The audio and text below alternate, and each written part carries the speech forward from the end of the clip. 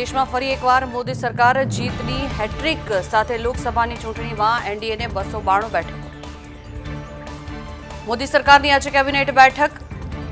નવી સરકાર બનતા પહેલા છેલ્લી બેઠક બાદ રાષ્ટ્રપતિ પાસે જશે મંત્રીમંડળ.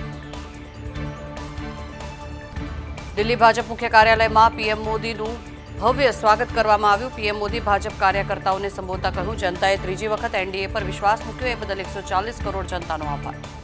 ચૂંટણી પરિણામો બાદ આજે એનડીએની મહત્વની બેઠક. જેડીયુ ટીડીપીના પ્રતિનિધિઓ પણ બેઠકમાં રહેશે હાજર. કેન્દ્રીય ગૃહમંત્રી અમિત શાહે જીત બદલ એનડીએના તમામ ઘટક દળો સાથે ફોન પર વાત કરી. જીતન રામ માંઝીને જીત માટે અમિત શાહે ફોન કરી શુભેચ્છાઓ પાઠવી.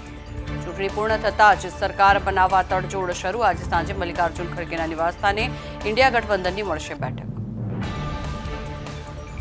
રાહુલ ગાંધીની રાયબરેલી અને વાયનાડ બંને બેઠક પર જીત થઈ. રાયબરેલીમાં ભાજપના ઉમેદવાર દિનેશ પ્રતાપસિંહને હરાવ્યા.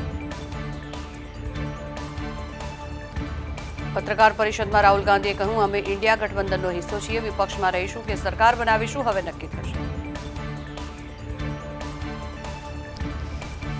અમેઠી બેઠક પર સ્મૃતિ ઈરાનીની હાર થઈ છે. કોંગી ઉમેદવાર કેએલ શર્માની સામે સ્મૃતિ ઈરાનીની થઈ હાર. દેશની સૌથી મહત્વપૂર્ણ ગણાતી અયોધ્યા એટલે કે ફૈઝાબાદ બેઠક પર ભાજપની હાર થઈ. ભાજપના લલ્લુ સિંહની સમાજવાદી પાર્ટીના ઉમેદવાર અવધેશ પ્રસાદ સામે થઈ હાર. 5 જેટલા રાજ્યમાં ભાજપે ક્લીન સ્વીપ કર્યું. મધ્યપ્રદેશ, હિમાચલ પ્રદેશ, ઉત્તરાખંડ, અરુણાચલ પ્રદેશ અને ત્રિપુરામાં ભાજપે તમામ બેઠક જીતીને ઇતિહાસ રચ્યો. રાજ્યમાં ગરમીના પ્રકોપ વચ્ચે વરસાદની આગાહી. રાજ્યમાં 8 અને 9 જૂને પડી શકે છે વરસાદ. સાયક્લોનિક સર્ક્યુલેશન થતા વરસાદનું આગમન.